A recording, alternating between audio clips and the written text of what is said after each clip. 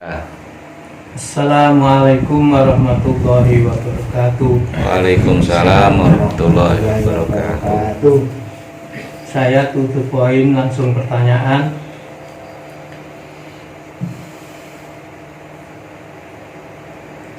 Apa perbedaan dan tujuan agama Islam dan agama Kristen? Mohon dijelaskan kepada Ki Ageng Mageti yang sejelas-jelasnya. Pendapat dari Ki Ageng Mageti. Sekian dari saya. Wassalamualaikum warahmatullahi wabarakatuh.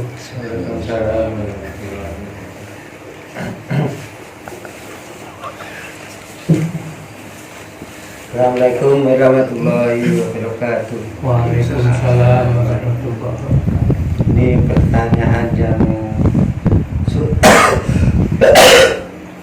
pertanyaan yang jarang dibahas tentang agama Islam dan agama Kristen. Ini saya akan menjelaskan agama Islam itu sudah jelas dinas atau dipastikan dan dijamin oleh Allah Subhanahu wa Ta'ala.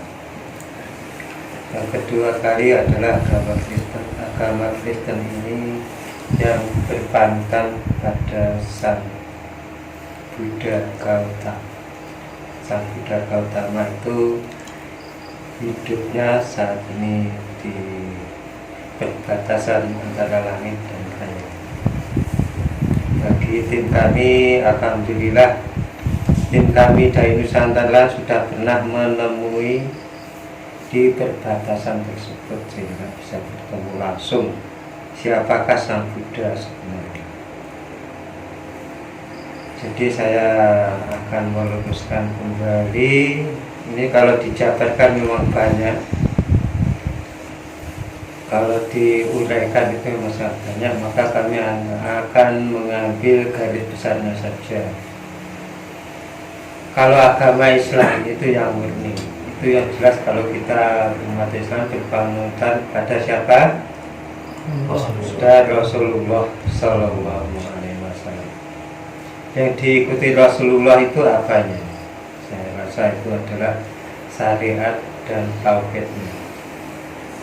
Jadi begitu juga umatnya Rasulullah akhir zaman ini, maka ikutilah perjalanan Rasulullah, syariat dan hakikatnya harus dipahami. Kalau kita berjalan di syariat saja, sudah jelas ibarat itu ada kulit tapi tidak ada isi. Begitu juga kalau kita mengikuti syariat dan hakikat, maka ada kulit, ada isi. Kalau ditingkatkan lagi ke menuju makrifat, berarti ada kulit, ada isi, ada vitamin, ada airnya komplit. Nah, ini kalau menurut saya. Dan kalau agama Kristen ini, kalau saya jabarkan memang banyak, tapi saya akan menelusuri dari awal. Agama Kristen ini yang pernah dilalui tim kami, pengalaman tim kami adalah kita melihat dari sisi syariat. Dari sisi syariat dia menyembah atau mengagung-agungkan namanya Sang Buddha, Kuan Yin maupun dewa-dewa yang lain. Ini menurut saya Sang Buddha, Kuan Yin itu sebenarnya itu adalah sifat mulia saat beliau hidup, sehingga menemui kematian dia disanjung-sanjung dan dipuja-puja sampai sekarang. Kehidupan. Makanya dia itu tidak paham umat Kristen itu tidak paham apa yang dia sembah, pun tidak tahu hakikatnya apapun juga tidak tahu. Nah, ini yang menjadi perbedaan. Jadi harus kita pahami kalau orang Kristen itu seberapa dia menyembah pada Tuhan, seberapa banyak dia menyembah pada Tuhannya, hatinya tetap gelap, tidak pernah menuju ke ketenangan jiwa. Kenapa? Karena yang disembah itu bukan Tuhannya yang sebenarnya. Jadi kalau kita telusuri sampai menuju alam kubur, jadi kita harus memahami. Kalau kita mengalami bisa menembus alam kubur, alam kuburnya orang Islam dan alam kuburnya orang Kristen, itu adalah menjadi pembeda kehidupannya ketika hidup di dunia dan di alam kubur. Makanya mohon siapapun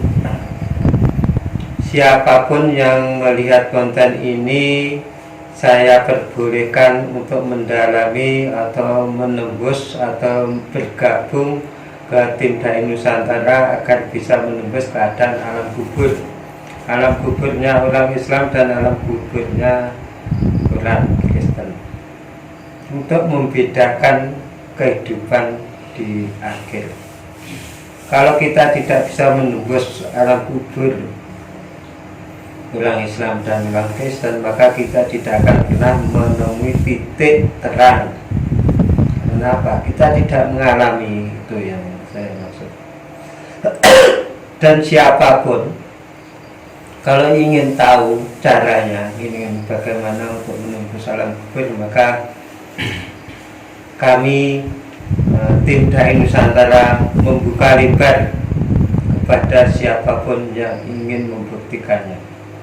Dengan bukti dan penembusan, insya Allah kami akan membuka alam itu dan kami akan mengarahkan sesuai keyakinan mereka masing-masing. Jadi yang menjadi dasar kuburan adalah alam kubur. Kehidupan di dunia sudah jelas. Islam itu berpanutannya pada Nabi Muhammad SAW. Kalau Kristen itu pada Sang Buddha. Nah, ini. Jadi menurut saya, kalau kita sudah mengalami penembusan kedua alam, maka kita baru bisa membedakan mana yang benar dan mana yang tidak benar. Jadi saya akan melihat, yang saya lihat dan yang tim kami alami adalah begini. Yang pasti ya, ini yang saya tahu yang pasti, umat Islam yang berjalan yang mengikuti syariat dan hakikat yang murni itu adalah di alam kuburnya terang, karena memiliki cahaya iman itu terang, jiwanya jiwa tenang, dan dia tidak pernah takut saat menghadapi sakaratul maut maupun saat menghadapi pertanyaan di alam kubur atau saat menghadapi siksa kubur. Ini tidak ada keraguan di dalamnya. Kenapa? Di hatinya tertanam oleh cahaya iman itu sendiri.